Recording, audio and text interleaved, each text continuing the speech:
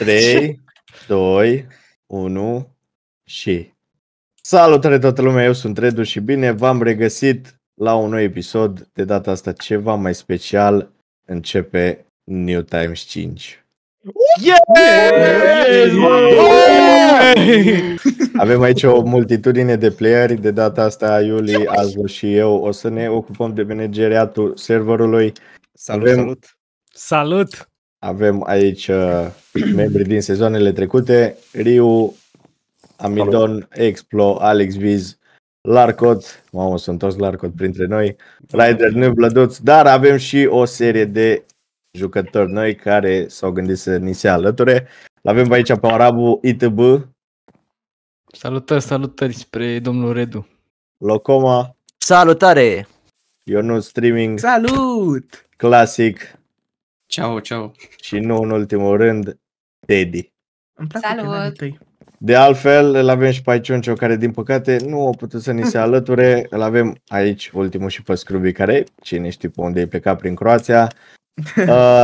Tema spawnului, Fairy Tail cu insulițe, ați văzut voi acolo pe Discord, nu trebuie să vă mai spun. La bazele voastre fiecare își face ce vrea și eu zic că putem începe aventura. Și cel mai important, sponsorul. Și cel mai important, dar nu în ultimul rând, să nu uitați în continuare ca și sezonul 4, suntem sponsorizați de Play.pkb Craft, că Cristian PKB îți mulțumim foarte mult. Te iubim, Cristi.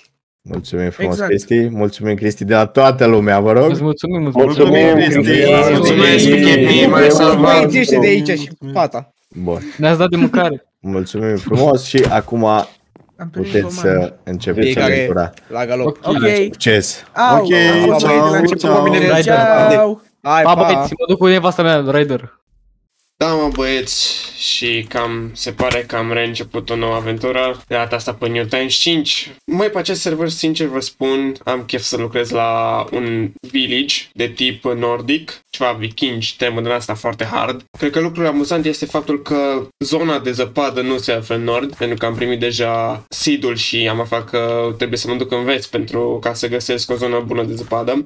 Am zis că hai să startez și o serie de Minecraft, mai ales că acum sunt și eu invitat în New Times 5, din care am înțeles că va fi una dintre cele mai mari serii de acum. Abia aștept să văd ce se va întâmpla, abia aștept să văd ce vor face membrii, ce vor construi. Din păcate, de fapt, nu știu dacă din păcate pot să spun, habar n-am dacă va locui ceva lângă mine. Am mai auzit de niște băieți care mai vor să facă și o temă nordică, dar acum să vă spun exact, chiar nu știu. Nu știu cine și cum. În primul rând aș vrea totuși să scap din această zonă că e oribilă. Bine că am vrut și eu niște mâncare de început, am spart niște lemne, sunt un hoț și nu mă blestemați. Aș vrea totuși pe această serie să îmi spuneți și voi ce să mai fac pe lângă satul nordic, pentru că, din câte am înțeles, ei băieții vor să țină seria în viață pentru mai bine de un an de zile, ceea ce este destul de mult. Sincer vă spun, nu știu exact cât voi sta, cât voi face, cât voi lucra. Mi-ar plăcea totuși timpul pe care îl petrec să fie eficient și să realizez cu mai multe lucruri. Poate știți, poate nu știți, am intrat în clasa a 12-a, se repete istoria ca și atunci când am început canalul. Eram clasa a 8-a, voiam să dau examen, trebuia să dau examenul pentru intrarea la liceu.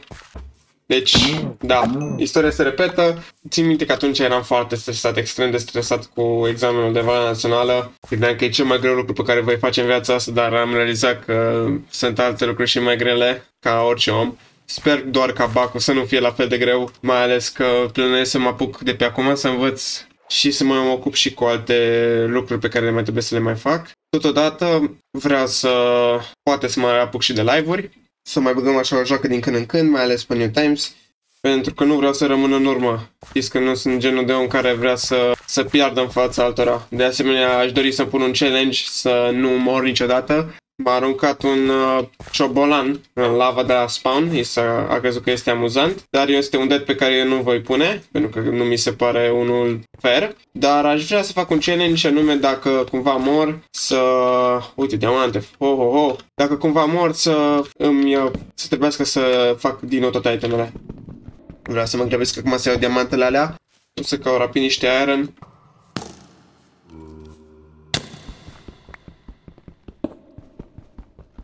Mamă, frate, câți creeper aici. prefer să nu pușc. Chiar acum la start, mai ales că am băgat și challenge-ul acela. Fac și rapid un shield și un pickaxe și mă duc după diamante. Mă, da, lagul ăsta lovește bine rău de tot. Bine, și să vă spun, suntem destul de mulți de început. După cum ați văzut și voi la spawn, avem membri noi. Deși eu n-am fost chiar cel mai activ player din seriile trecute, totuși am păstrat legătura cu băieții și cred că vom rezona în continuare. Sper, adică. Ok, we chillin'.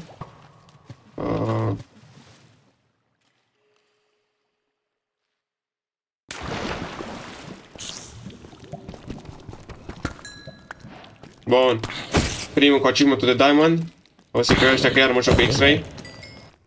Abia aștept să le arăt la ăștia pe episod că am găsit aici vreo 2 stacuri de diamante. Se pare că am dat lovitura. Oricum aveam de gând să vă arăt o strategie în care să nu fiu nevoit să folosesc diamante, mai ales pentru găsirea armorilor. Totuși voi avea nevoie pentru armor trimuri. După cum știți, s-a băgat un update nou, un update oribil în care ai nevoie de diamant să poți să-ți upgradezi armura de netherite sau să-ți faci mai multe trimuri, ceea ce nu este super plăcut. Nimănui nu-i place să mineze după diamante, mai ales la cât de nașpa sunt acum generate, mai ales în cave-uri din astea. Să văd cum ademenesc clipperii ăștia.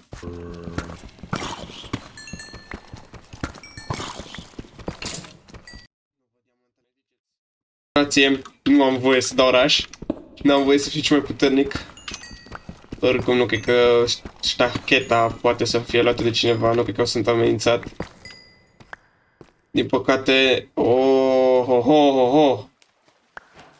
Se prea poate? Un Ancient City? Exact. Na, asta chiar îi dă bine. N-am văzut blocul ăsta de 100 de ani.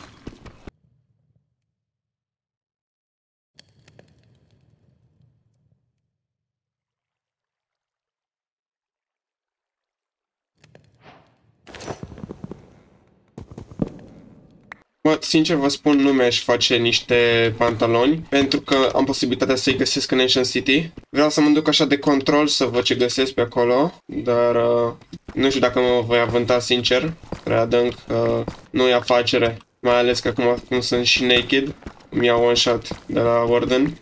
Ok. Se pare că se tinde cam urât. Mă, unul deasupra mea. Cine e ăsta? Ionuț. Nu știu cine mai ține minte de mimul pe care l-am avut cu axolotl-ul în găleată. Nu mai țin minte exact. Axolotl-ul e... Abar n-am maltratat sau ceva de genul. Bă, uite aici un trial chamber. Bă, văd pe minime. Hai, dă-mă asta ce e aici. Da, bine că mă înrovește spiderul ăla de la distanța aia. Am ce vreau să intru acolo, dar... Mi-a fost luată puțină de bad omen, nu mai pot să folosesc. Oricum, nu prea puteam să fac nimica. E prea hard acolo, prea multe prostii. Ia mă aici ce se întâmplă. Ok, suntem bine, hai să-mi fac totuși niște pantaloni. Mă pupați pe portofel, băieți. Hai că ducem bine la de tot. Oare da, mi-am aruncat-o ăla, mă voiam să blânzesc câinile ăsta negru. Ce ciudat arată. Știți că ăsta e vanila? E ceva, e de la update-ul nou. Au băgat variații de câini. În loc să facă jocul ăsta mai bun. I-au băgat mai mulți câini. După 100.000 de ani, alți câini. Perfect. Asta era ce-mi doream. Sunt curios unde se stabilesc băieții ăștia alți. Dacă vor să meargă și de departe sau nu. Hai să mai mă și în căprioarele astea. Da, știu că sunt oi. Sunt curios de ce nu le văd pe minimap, dar aia e.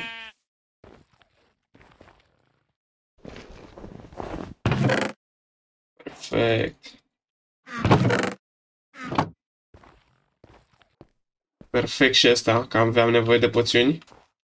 Nevoie de poțiuni de bad omen ca să pot să fac raid-uri și la village-uri și la trail chamber. Sunt foarte OP, Mace-ul e foarte OP, mai ales în combat, în PvP. Păcat că serverul ăsta este doar de construit. După cum bine știți, sunt un fan și un practicant al artelor marțiale pe Minecraft. Iată.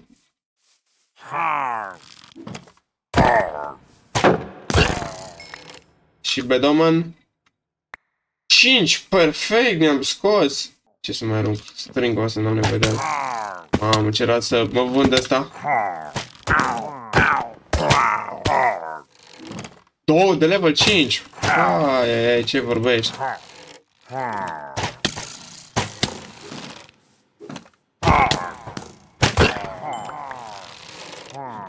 Voi continua aventura și mă voi întorce aici dacă vreodată voi mai avea nevoie de puțin.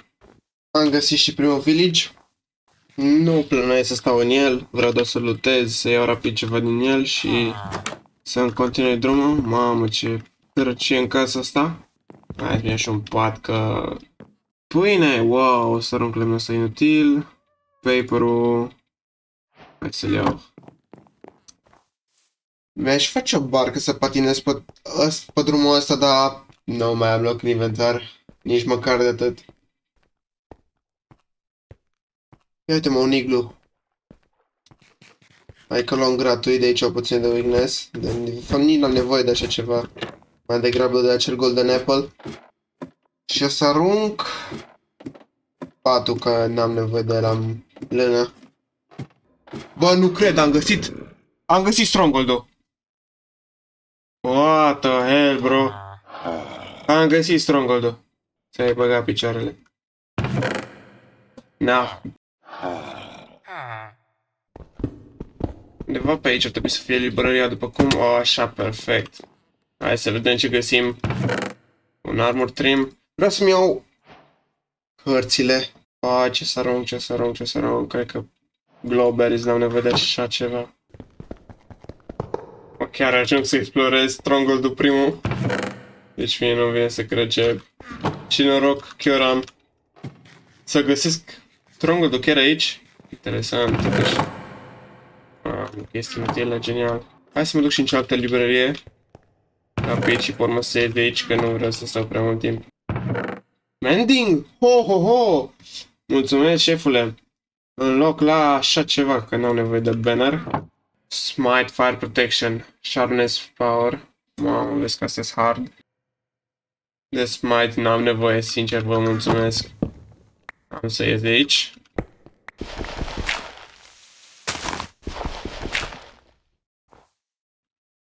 Valea asta pare destul de bună. Promițătoare, aș putea spune. Aș prefera totuși să mai găsesc un village prin apropiere. Să știu că am de unde să mă hrănesc sau ceva. Totodată o pădure mai largă, nu-mi place aia. Aș vrea să ajung pe partea cealaltă. Dar n-aș face un bridge, că poate arăta prea urât.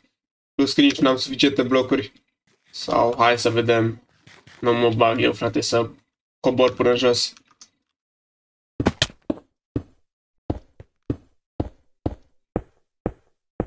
N-o să cad. Chill. Prea bun.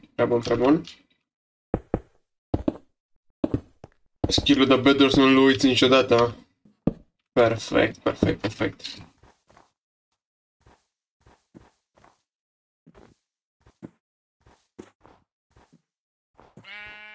Nu vezi că e hard zona asta de aici. Vezi că chiar e ok. Așa pe un munte, înconjurat de un pic de apă, o să fac un bridge frumos până pe partea cealaltă, unde și acolo, pe câmpia aia, se poate realiza ceva frumos. Bridge-ul ăsta totuși trebuie schimbat un pic, că e vai și amar. O să pup păretul să vin să mi facă, că eu nu mă descurc la bridge-uri. Dar până acum, eu zic că asta e locul. Să defrișez aici pădurea, poate nivelez un pic și fac o cabană sau ceva, un viking hole. Deci, da, hai să mă stabilesc și aici, am pun un pat, chill.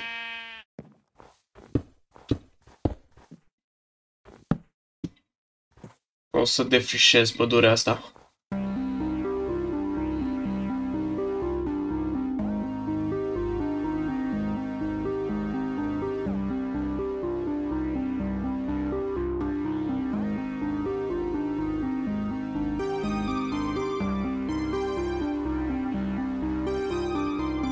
Am defrișat și pădurea asta, așa un pic. O să mai vin și o să mai tai și din părțile astea alte. Momentan vreau să adun materiale pentru viitoarea casă care o voi pune aici. Deja am un model, o schiță pe care am construit-o și doar trebuie să o pun cu Lightmatica și asta e. Înainte de asta, cred că o să mă bag la creație și o să sparg aici layer-ul de dirt ca să pot să acopăr mai mult. Am nivelat și eu aici zona, probabil că o să mai plantez câțiva copaci sau o să fac eu vegetație oricumva după ce construiesc și casa. Mă băieți, cred că aici vom închide episodul. Am găsit un loc de cață, ne-am făcut aproape full diamond, am găsit și stronghold-ul. Abia aștept să vedem ce o să facem, ce o să construim. Pe episodul următor probabil vom termina casa. Și poate depinde de cât de late sunt eu să batem dragonul sau să mergem în Nether. Vedem. Oricum, până atunci, vă mulțumesc că v-ați uitat. O zi faină și ne vedem data viitoare.